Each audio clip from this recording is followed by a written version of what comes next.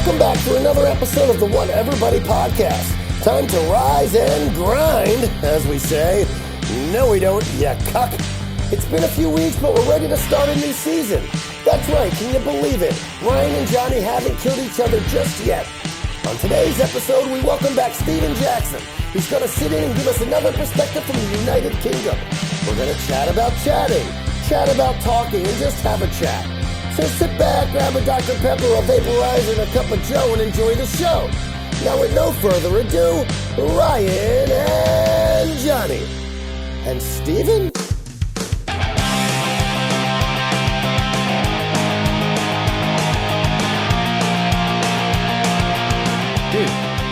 Welcome back, my man. Welcome back to the States.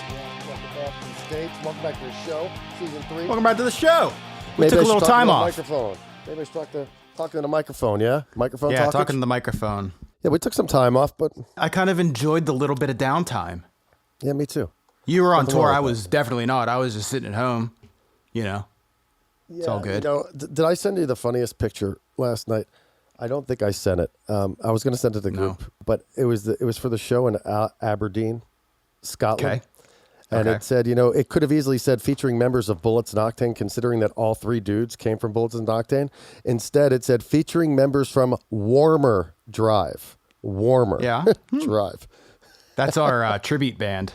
That's it is the tribute band. Yeah. Warmer Drive and the Gimme Gimme. Yeah, hey, welcome back to the podcast, dude. Welcome back to the podcast. I had a pet peeve this morning. Did you? Because I have a rant. I want to rant about myself for being late. Okay. Always fucking being fucking late. I'm always fucking late. It kind of turns it, that kind of leads into my pet peeve.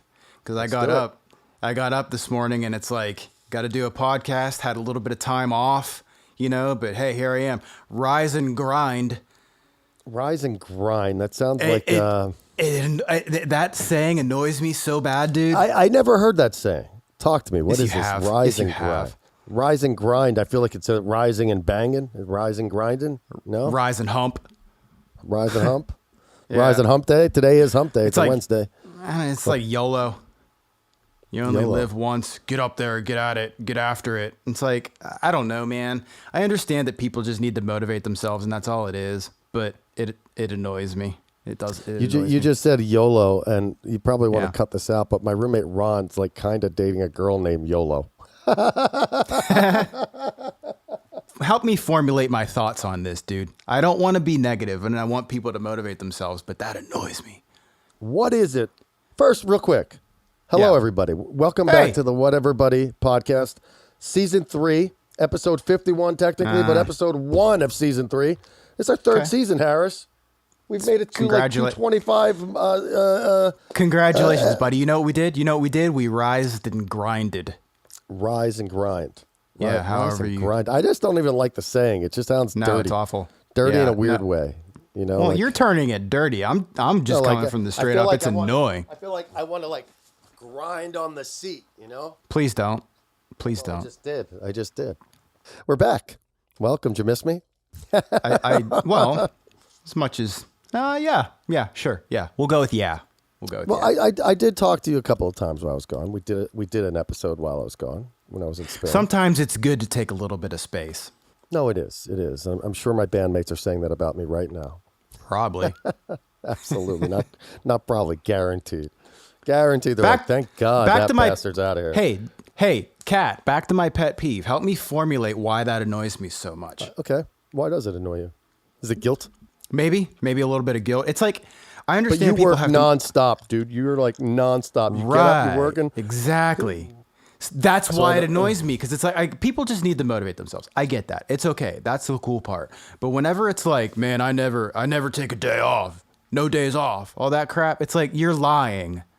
Well, listen. You know what? We have a treat for everybody today. I want you to save that thought because I want to bring somebody else in here. You're not going to help me with this, are you? You're not going to. No. I'm going to help you, but so is Steven Jackson. Steven Jackson is back today, okay? And we're going to have Steven in here, and we're going to talk about this with Steven because I want to get a perspective from somebody who does have a really good work ethic, such as himself, and yourself, and myself. I'd like to consider I have a good work ethic. Maybe that's why it annoys me, because I do work hard, and then when you have 5 minutes of downtime and you see somebody on Instagram, YOLO, rise and grind, no days off. Yeah, but it's like what, dude? Who'd you see doing that? I saw an article about Tom Cruise saying he never takes a day off, and it's like, that guy's full of shit. When you're a fucking movie star, you film for like 3 days and then fucking sit around watching everybody else film for like 100. So he's a fucking full of shit asshole. Him getting up and getting a cup of coffee and going to the fucking catering for breakfast is not rise and shine, I'm working. It's rise and shine, I'm going to get up and fucking hang out with people while they all work. Like, I mean, come on, dude. Like, you can't even tell me. I don't even want to say this. It's going to piss off a whole fucking industry. But you can't tell me that Tom Cruise's work schedule. Now, granted, I'm not going to say him leaving his house and him flying around buildings and going to wherever he needs to go to in the world and doing his own stunts isn't a hard job. It is. But I'll tell you what, in Dubai. I'll tell you what, the guy who gets up, and you know me and talking about the bank, the guy who gets up and goes to fucking Bank of America in the morning, that motherfucker's getting up and fucking grinding. That's grinding. Fucking grinding. Yeah. That's grinding. Find me a construction worker that brags about taking no days off. See, we're getting funny. somewhere. You'll hear they them want say, a day off. You'll hear them say, I want a day off. They just don't get the day off. You know what I'm saying? And then when they do get their 2 days off in the week, it's never enough time. Why? Because their job fucking sucks. They're tired. Right. They're tired. Aren't they Tom grinding? Cruise, that's a fucking grinding job. You getting up and reading your lines or going to jump on a mat to practice your goddamn fucking stunts, that ain't no fucking work, bro. That's shit people do for fun. You're lucky you get paid for it, motherfucker. It's a boring point that I brought. I'm sorry. It's a boring point. You got me all riled the fuck up, though. Yeah. You only YOLO once. The only yellow ones. I actually washed my hair for the first time in a couple of weeks. Yesterday. Looks good. I'm late this morning because I had a shower again. I pulled a shower at night, shower in the morning. And when I do my hair, because I do the treatment, my hair treatments, when I do my hair treatment, it's really crazy in the morning. So I have to mellow it out and put in the fucking product. I've been using product in it, and it looks good. Can I just assume any time that you are actually on time, that's a result of you not taking a shower? I mean, you can assume that, but that's probably not the case because usually I'm never on time. I'm never on time. Ever. It's not true. No? I mean, it's more often than not, but you're on time sometimes. You were very much not on time today. That's okay, though. No. Whatever. 2 weeks. Hey, Apple, no, I don't want to update my phone in the middle of my podcast. Sorry. Why aren't you in airplane mode? I am in airplane mode. How does the hell Apple get through in airplane mode? Because it's a hard drive thing. They got the shit rigged. It's a hard drive. Dude, you know what, Apple? Suck it. Rise and grind. I don't know if I told you this, but Moron over here left his in-ear monitors in Burlada, Spain. Okay. I didn't figure this out until I got to the UK, and I went to go set up for the gig, and I was like, where are my in-ear monitors? And I had a complete panic. Those things are fucking expensive. Yeah. They're custom. Spend money on them. They're nice. It's like something that you want to use. Yeah, like that's a very expensive, custom molded to my ears only, 4 drivers in each ear. It's fucking great, right? Yeah. So I go to set up, and I'm like, oh my God, and I completely panic. I'm like looking everywhere. I'm looking in the RV on the ground because my computer had dropped that day again, and it was in the same bag. Right, I freaked out. So lucky enough, after calling the Spain airport, which let me just tell you the fucking job they did on fucking Zach and I at the Madrid airport. For whatever reason, they had it out for me and Zach. Nobody else had to take their shoes off. I did. Nobody else had to rip their shit out. I did. Not only rip my shit out, every cable had to be in a separate box. A separate fucking box. But the kicker was, they wouldn't let us check in for the airplane. So like we were in one terminal, had to fly over to another terminal. They literally, I've never had this happen where like I walked on the plane and they shut the door. Buddy, I have a feeling that traveling the world as an American these days is a little different than it was a couple of years ago. I never. First of all, let me do a better job of talking to my friend. You just got home from tour, and let's do a little bit of a summary. So you had trouble. You had trouble at the Spain airport, but they sent you your in-ears back. They didn't have my in-ears. They weren't there. No. How'd you track them down? I went through every fucking thing I possibly could. I called the airport because I thought they might have gotten lost in the whole shuffle of ripping everything out of my bag. and I was fucking pissed that morning. I was not a happy camper. Yeah. Called the last hotel in Madrid that we stayed the night before we went to the airport. And then I called the last show that we played, and they found him at the last show we played. That's amazing. I must have just left. I must have just left him on the stage because I remember specifically packing up and having all my stuff very neat and orderly, waiting to be loaded. And I must have just forgot to put it in my bag. Because that is the first tour that you've taken those in-ears, right? Second. So it's like it's a new thing. It's not something that is in your like memory of like put that here every time. Yeah, I would say the problem might have been that by the time I went to go break down and pack it all up, I was intoxicated. Well, we got to the root of that problem. I mean, that's probably what happened. But the good news is I got a fucking text from Felipe today with a thing that had the shipping label. They're on their way to my house from Spain. Well, that's good. That's good. Thank Somebody did God. it. Somebody did you a solid service. You should put. I you was should already pay that yeah, forward. Yeah. Pay that forward. I texted the guy because he didn't want because it cost him 17 euros to ship him, and I was gonna pay him. He didn't want the money, so I texted him. I'm like, listen, hopefully we're back in November, and when I come back, I'll buy you a drink or 5. You got to do something nice for that dude. That's like that's a solid favor service. He saved me $1,200. I mean, let's call it what it is. Yeah. He just saved me a no, shit dude. I ton think of money. traveling is different these days. I think foreign airports look at Americans differently because here's my basis for this. You're talking about. Well, real quick, is having a Stephen tough here? time. Because this would be a great guy to have somebody from another country in part of this conversation. Let's bring him on. Yeah, let's say hello to him. Stephen Jackson was our guest on episode number 2 of the What Everybody podcast in season 1. Yep. Hello, My Stephen. man. Hello, Stephen. Oh, is that better? Oh, yeah. There's that smooth bottom end voice. I like it. Smooth operator. We're coming in hot today, you. Stephen. Johnny's hot. jet lagged yet not tired. I don't really know what that means. We're talking about international travel, and my question, since you're in the UK, my question is: do other countries look at America like, what the hell's going on, y'all, these days? Kind of the last couple of days with everything that's gone on. Tech. Oh, Jesus. Fucking don't even get me fucking started on that motherfucking shit show of a fucking shit show. Because Johnny had a problem at the airport in Spain, and it made me think of the last time that I flew through Germany. They put a yellow sticker on my passport. So I went through customs. Once. And then when I got through customs, they put a yellow sticker on it, which directed me to this secondary customs.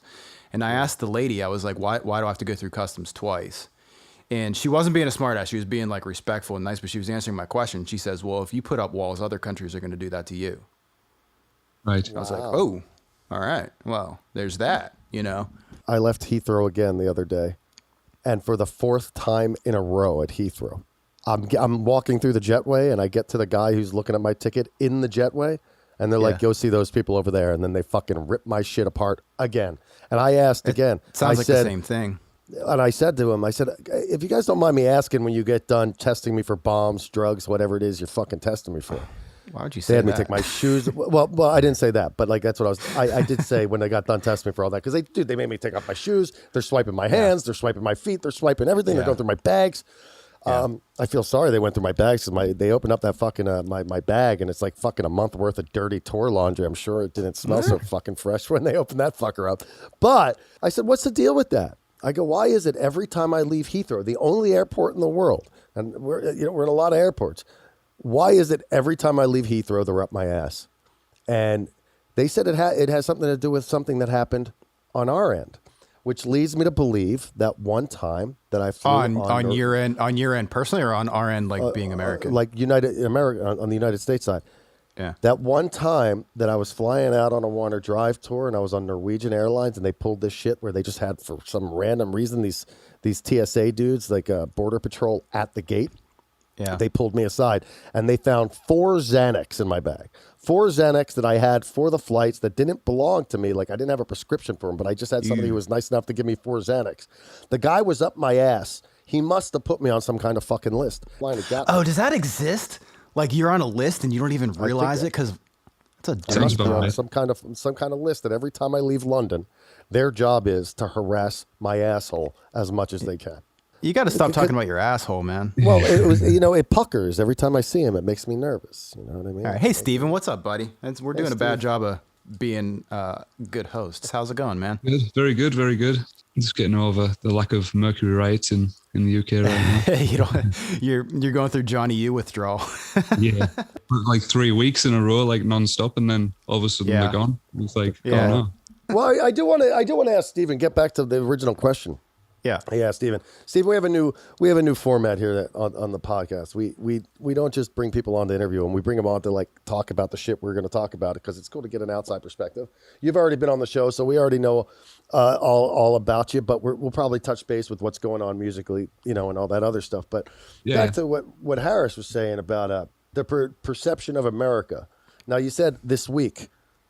After this week. So what is the perception of America? I mean, you had the Donald Trump years, which I remember just from touring during that. Like, no lie, everywhere I went, people would be like, so what do you think of Donald Trump? There was that period. Then we have the period now where nobody on the one side of our of the spectrum believe that the president's really the president, even though they know that he's the president, but they're playing this weird fucking game.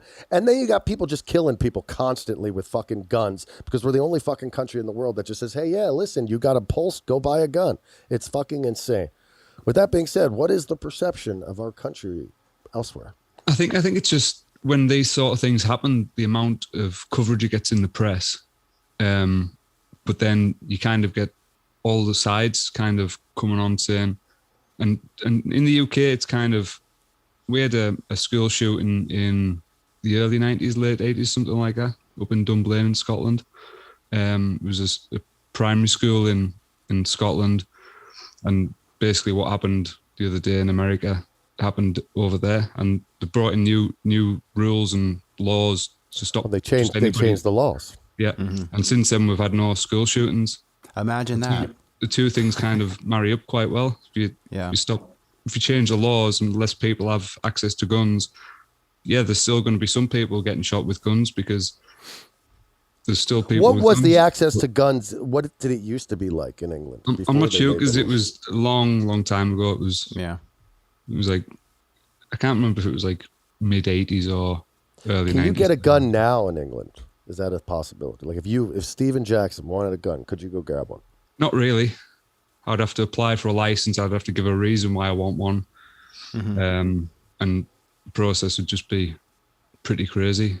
Didn't the same thing happen in Australia, where they had like a really bad shooting, and like the next day they like fucking, that was it, guns are banned in the country? Not sure about Australia, to be honest, but yeah, just every time it comes up, all the different data comes up of how many shoot. Like, I think there was like 200 plus mass shootings in the US since January, and 26 or 27 in schools. Yeah, and like when that comes on the news, it's kind of like, well, why don't they just get rid of the guns? The thing that is like confusing is that 90% of Americans are okay with that, with restrictions, and want that application process and this and that. But there's like minority making the decision difficult. It's like, I don't know. Well, it's the same people, the same minority that don't want to change the gun rules are the same people that want to outlaw abortion. So if they're pro-life, where does the line get drawn there? Because they're pro-life enough to have babies and make sure the babies come out, but they're not pro-life enough to save the babies that have already been born, right? Such a double by changing standard. the gun law. It's a fucking crazy double standard. Like, it's, and I don't mean to get so serious on everybody, but this is a serious fucking topic, and it's disturbing. 17 children died. They went to fucking school, elementary school, and they died because some guy who bought a gun 2 days prior to the shooting, he buys these guns, and he goes, 18-year-old kid just walks into a store, buys 2 guns in Texas, and goes and fucking kills 17 kids. Like, that's insane. Well, I'll tell you this. If I'm a young kid going through a tough time and I'm having those types of thoughts, and I see that it's plastered all over the news, the dude from the Boston bomber dude, they put him on the cover of Rolling Stone. Stop giving it so much. You're glorifying don't give it publicity. Not glorifying. It's like whenever we love streakers. We love talking that's about streakers at sporting events. You know what they do? The first thing whenever a streaker goes on the field, they cut the camera goes from elsewhere. the field. So they don't show the streaker, so it discourages people from streaking. Why you give them all this news coverage? Well, they should Doesn't put that streakers encourage on it a the little cover. bit? They should put streakers on the cover of Rolling Stone, because in I all agree. reality, I've said that one time. It's like just don't even mention the name. It's like because otherwise they feel like their name goes down in history of this guy who did this thing, and it does. His name's remembered more than the people who were killed.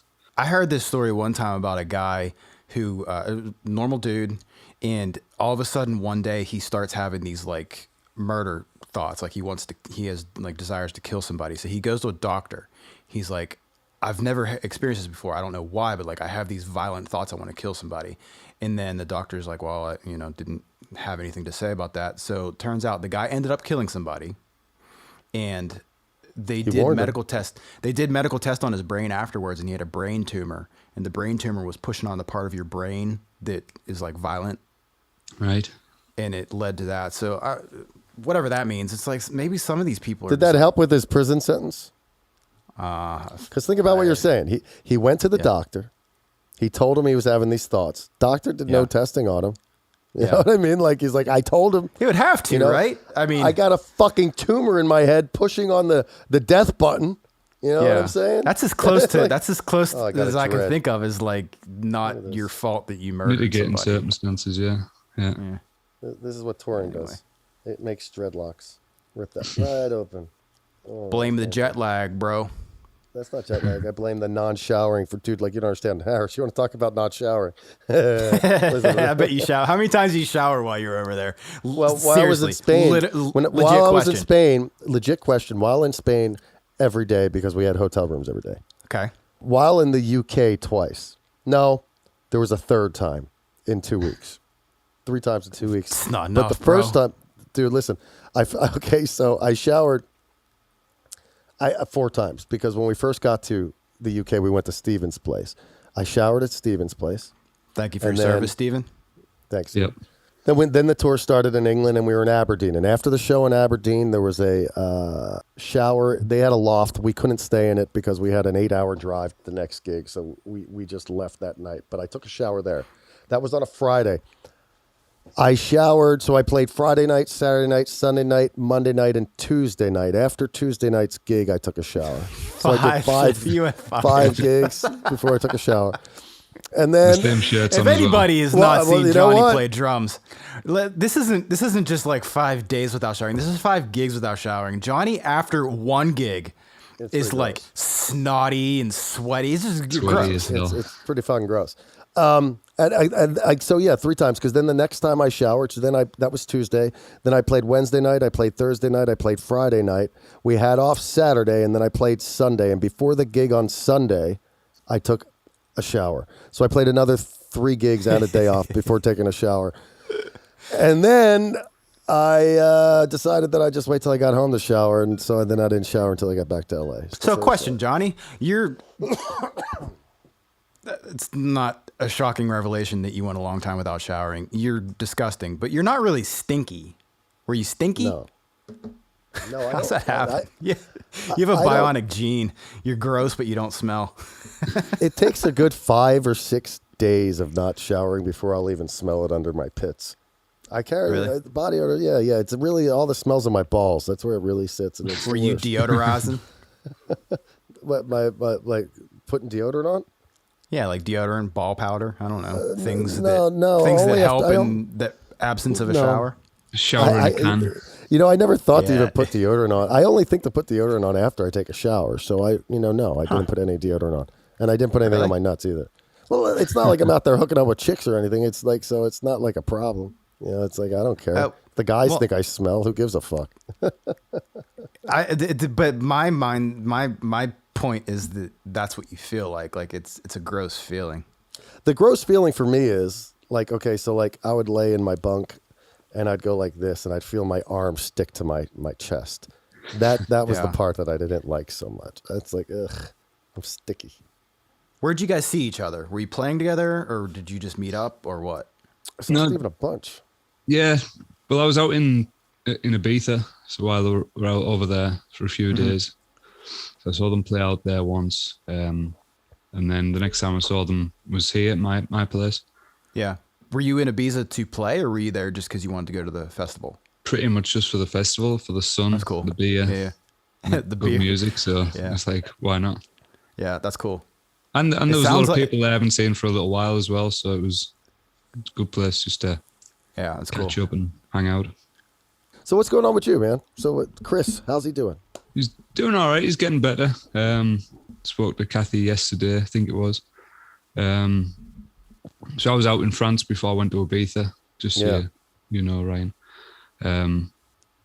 So I went over and he's finished his treatment now. He's had 33 rounds of chemo. No, 33 rounds of radiation, 2 Chris rounds Holmes. of chemo. 33 rounds of radiation. What the heck does that consist of? So you basically had to lie on a bed with a kind of got a Mask. sort of a mask out, yeah. So he's kind of like lying on. He's got this mask over his face. It's kind of like strapped down to the machine, just so then he can't physically move while it's happening. So then it hits the right spot every time. What type of cancer does he have? It's throat and tonsil, I think it's classed as. Yeah. So it's like all of his neck is being burnt from there. To be honest. I wonder if you get claustrophobic when they put you in that thing. Like I'm like a real claustrophobic guy. They probably give you stuff to calm you down. Like They said at first it was kind of weird, but then you just kind of, when you're doing 33 sessions of it, by the end of it, it's just kind of a bit normal. It was in quite good spirits actually when I was over there. It was good. Good. It was nice to see him. I hadn't seen him since back end of last year when he was over in the UK. When you saw him in the UK at that point, did he know he might have been sick? No, I don't think so. We were just kind of, it was like the first shows we were doing after COVID really. So it was kind of, everyone was tired, a bit lethargic, and it was hard going, but I don't think you necessarily thought there was anything particularly wrong. It wasn't until like later on in the year he started struggling to swallow. So yeah, just kind of thought I better go and check it out because it doesn't seem right. But yeah, he's in quite good spirits. He's got to the point he's lost quite a bit of weight, but I think he's starting to head in the right direction with that now.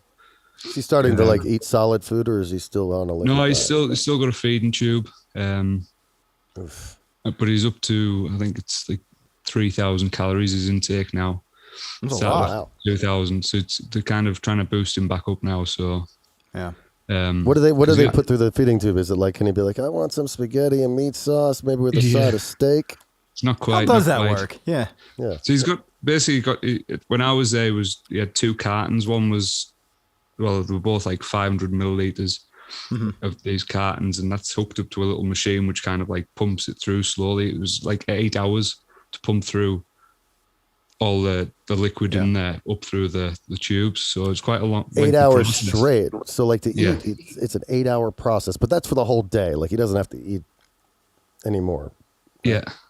So he was on that, and he had this little trolley they had to take around everywhere. But then when I was there, they kind of give him a backpack that he could fit everything, like the two cartons in, and then the machine itself. And so that was kind of like hooked into a backpack, and then the feeding tube up into his nose. Does he go out and about, or is he kind of just stay at the house? He hadn't been. He'd only been doing the run to the hospital and then back home pretty much. But hopefully in the next few weeks he might be able to get rid of the feeding tube and actually start eating. I saw an announcement yesterday that there's a guitar player going on tour with you guys in Canada. Yeah. I mean, it sounds like like, is he going to be able to tour like that? Yeah, well, we've still got to, like, you find he's doing a scan in, I think the next one's July, to see how the treatment's gone, because it'll continue to work for the next couple of months. And then we've still got the plans to go there. So it's just going to be, see how it goes and see how his recovery is. And Yeah, get some good news in July and then get back at it. yeah, fingers crossed. And as I say, he's starting to head in the right direction now with his food consumption with the machine, and then hopefully he'll be back on to solid. I know he's looking forward to having a nice juicy burger. I was going to ask you. I was about to ask you, and I thought hamburger, but is that what he wants? Like a burger? Yeah, he's like, that's what his mindset on. He's just like, I can't wait to get that get that nice big burger. And yeah, When I was a kid, my dad broke his jaw, and he went like from a month or something like that, where it would just like drinking shakes and no solid food because he couldn't chew it, and that's definitely a thing. yeah. How did he break his jaw? Playing football, Violent- grown ass man violent got game. tackled. What about his hair? Did he lose his hair? No, his hair's still there. He's had to shave for the mask and everything like that. So it was the first time I've ever seen him clean shaven. Yeah. That was Oh a bit yeah, like, he had that. He whoa. had that like down to But his obviously- belt beard. Yeah. Obviously, How back long in had the he been day, growing that for? How long was he growing that? Years. Did he save it? No, I don't think so. That's a weird thing to say.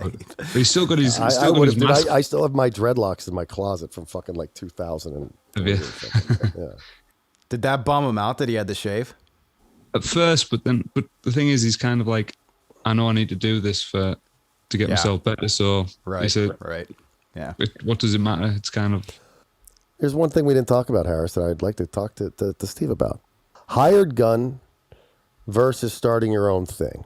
Now, the debate that Ryan and I were having was, me personally, when I moved to California and went to MI, I was moving here to learn how to be a hired gun. I had already been playing drums for 14 years when I went to MI. So my goal was to come to MI and try to figure out, how do I become the guy who just gets work? Then I realized early on, right away, 3 weeks in, I'm like, I'm not down for that. A, I don't like the cutthroat bullshit of it all. B, the same 5 guys seem to get all the fucking work. And C, you're always looking for a fucking job. It's like, it's a nonstop thing. You always have to find a job. So I always say, I'm going to live by the sword, die by the sword, and I'm going to always be part of my own thing. Now, it may or may not ever work out. If it all ended tomorrow, I've lived a dream. I've got to do a lot of things that most people who ever set out of band will never get to do, and I'm very, very grateful for that. But I'm not satisfied because I want to make my nest egg. I really want to get my little nest egg. So my question to you is, Stephen, my nut. So my question to you, Stephen, is, in that vein, the hired gun versus starting your own thing, what are your views? Because you have your own thing, and you're also a hired gun. Now, it also seems that your hired gun things become like, you're like a member now. So that seems a bit different now than what it was. But and currently I'm getting a lot around the area I live. A lot of bands, if the drummer can't make it, they're just saying, any chance you can fill in. And I'm just like, if I can do it, I will. And what do they pay you for something like that, if you don't mind me asking, out of curiosity? It's usually like 100 quid. Does that include rehearsals, or is that just? Yeah, pretty much. Yeah, 100 quid per gig, and I'm just kind of like, it's keeping me playing. I'm playing new things, kind of playing with different people. It's kind of giving me that experience of like playing different style of songs. Also getting your name out there. Yeah, exactly. Yeah, and I've got my own things that I've done for years, and so now it's kind of like cool that I can do different things and play with different people and play slightly different gigs, different styles of music. And so, what would you prefer to happen? Like, what is your thing? I'd prefer to have my own thing. I think playing your own music, kind of something that you've built personally, rather than somebody else has built it and you're just kind of turning up, kind of playing a couple of gigs. And I'd rather have my own thing that I'm in control of, and like I've kind of got a say in. In a perfect ideal situation, you get the gig that you want. You know, I get to play with Alice Cooper every night. That would be amazing. Who wouldn't want to do that? But the reality of that hired gun just lifestyle is that you don't always get the ideal gig. So sometimes you're doing this because it's paying you for a month or whatever. And you got to do that stuff. I was telling Ryan about it. I have a really good friend. His name's Johnny, and he plays in a bass in a really famous band. And before he was in this famous band, he used to play with a lot of different guys, but they were all guys who were like, you know, dudes. And this one specific one was George Lynch. They're all guys that were dudes. Well, not like they you know, they're in the business. You know what I mean? They're like legit, like you're getting paid gigs. And George Lynch had a project with London, I believe was his name, and he was the singer from Brides of Destruction with Nikki Sixx at one point. And my buddy, he got me the audition, and I never went because I thought the music was fucking horrendous. Like I just thought it was shit. And I didn't realize or understand the concept of like you do that gig to get the next gig, and you do the next gig to get the gig after that. And I couldn't, I don't know, man. I don't know what that says about me, but I couldn't. I just like, man, this. I'm like that too, dude. Though I understand, because like. But you know what? My buddy never gave me never threw me another bone, and I don't blame him. Yeah. You know what I mean? He put his name, put his neck out for me, and I didn't follow through. Say what you want about it. Maybe I'm not a rise and grinder. I don't know, but I want to play. You need 25 hours, bro. 25 hours. I need more hours in the day, because I just want to play music that I want to play with people that I want to play with. If that's slacker, then that's what I am. But I talk about this with I've talked about this with Ryan in the past. When I first joined Bullets and Octane, I was still in Warner Drive, and Warner Drive's still a band whenever it is we play. But at the time that I joined Bullets, Warner Drive was still very much active, and it was quite an adjustment to go from touring with Warner Drive, which was like a family to me. Like, I'd been in a band with these guys for 10 years. We've traveled the world endlessly, and when I got on the road with Bullets and Octane, it was quite an adjustment, because the personalities were just, it wasn't the same family thing. It was just, I wouldn't say I was a hired gun in Bullets. I was a full-fledged member who did a lot of fucking work. But in a way, I came in and I had to learn somebody else's parts for, it was like when I first met Chris, I was pretty much a hired gun touring with another band. And I think the reason why I partly ended up playing with Chris was because I was just kind of myself. I wasn't, even the days when I felt shitty or kind of like annoyed, I just kind of take myself off, do my own little thing, and kind of keep out of the way of the situation that was going on around me. And you can still have those moments, but I think if you take yourself and remove yourself away from everybody else, and then you can gather your thoughts and everything like that. Yeah, you're always going to have bad days when you're on the road, because it's tiring, it's long days, it's lots of travel. For me, I think I was the only person not to have a meltdown, because we did 16 gigs in 17 days on that tour. That's and it was insane. Just non-stop. Where did the day off come? Out of how many days did you do before the day off? The third day was the day off. Oh, Jesus. So you even split it up. Yeah. So it was like 2 days, day off, 14 straight? My God. Exactly. Yikes. We just did 8 straight, and I was like, I need a fucking day off. And so it was intense, and like there was situations going on like with the band I was playing with, but it was kind of like, because everyone was together that whole time, it was hard work. Mm-hmm. But at the same time, it was kind of like I took myself away, kind of like when I needed to, kept away from the band I was playing with. You got to be a think first then speak type. Yeah, like, exactly. Don't just blurt out whatever's. Yeah, Johnny, you can't do that. You Well, can't. no, it's taken me years. I've gotten a lot better at that. I've gotten Yeah. a lot better at that. I used to fucking get myself in a lot of shit because somebody would say something, I'd instantly react via text, voice. All right, Ryan, some questions, buddy? Yeah, some questions? Let's do it. All righty. And Stephen, we're gonna include you in on all of these. So every question that Ryan asked me or I ask Ryan, we're going to ask you to answer them as well. We're going to say, and Steven? Right. So, question number 1. If you don't remember, Steven, it's say the first thing that comes to your mind. And for anybody who hasn't listened to the first 50 episodes for some crazy reason, Go get caught up. You'll get caught up. And then for those who did listen to the other 50, this is a refresher course. Ryan Harris, if you could live anywhere else in the world, where is it? Go. Outside of America? Anywhere else in the world. Could be America. That's part of the world. Los Angeles. And then if that's not the answer you're looking for, I would probably say just about anywhere in Scandinavia. And or Steven? Switzerland. Switzerland would be cool. You love Switzerland, man. I'm Switzerland, baby. I love it. Yeah. And Steven? I would say probably California or somewhere in Germany. I love LA. I love California and Germany, the beer, the food. And sausages. You love sausages. The sausages, yeah. If we remember anything. Hey, listen, the California thing, that's how I ended up in California. I've always wanted to live here since It's I've been a perfect. little kid. It's perfect. Yeah, the weather doesn't ever get old. Johnny, you. Okay. You're a hired gun. Put yourself in the hired gun world, and you're given your dream gig. What's your dream gig? Well, I have one dream gig that I always talk about, but it's only a summertime gig because he only tours in the summertime, and that's Steve Miller Band. I would love to be the drummer for Steve Miller Band. That would be the most fun fucking summertime gig. You just fucking playing on all the outdoor places every night, just fucking playing Jungle Love and all that other shit, dude. Fucking yeah. Man. And Steven? It's a tough one. I'm probably going to go something that I didn't think I would have said, but maybe Lynyrd Skynyrd. Every time I've seen them, they've just been so good, and like the music's just so much fun. It's amazing. We both picked bands that like within the next 5 years probably will never be touring again. No, exactly. Yeah. If I had to pick a band though, and it was a full-time gig, like year-round, like gig, I would say Weezer. Dude, I remember being on tour with Warner Drive in July of what year, and I heard Weezer was looking for a drummer, and the same Johnny that hooked me up with that gig, I hit him up. I'm like, how do I get an audition to that Weezer gig? He goes, go to the audition that I sent to you years ago and work your way up.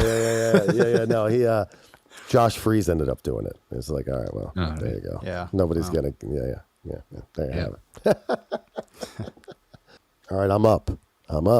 Ryan Harris, have you ever used a bidet? The bidet. Oh, it's like the butt wash thing? It cleans your asshole. I never have. They really like them. I know that Italy always had them everywhere, and this was my first time to Spain, and every fucking bathroom in Spain, even in the clubs, have a bidet. It's a good idea, though. Like, how do you? Just because I've never used one doesn't mean I think it's a bad idea. You just like. And Steven, I'm going to ask Steven. Yeah, as a kid, I guess, just because I didn't know. Is that a thing? Are they a thing in Scotland or no? No. Well, he's in England. Yeah, did you grow up in Scotland? No, just in northwest England, but pretty much Scotland. It's about 40 minutes away. I used to have an Italian girlfriend, and when I did go to visit her in Italy, I did use the bidet in the house, and there was like a special towel for me, and I still was there for like a week, and I never quite figured out how to. Please, I never quite figured out how to use. Please, well, like you can't like really ask anybody to come in and show you how to use it while you went to go use it. It's kind of awkward. Now you had a special towel because clearly you made a mess with the bidet. No, right? that's what they do. It's like no, like you're supposed to use like a towel.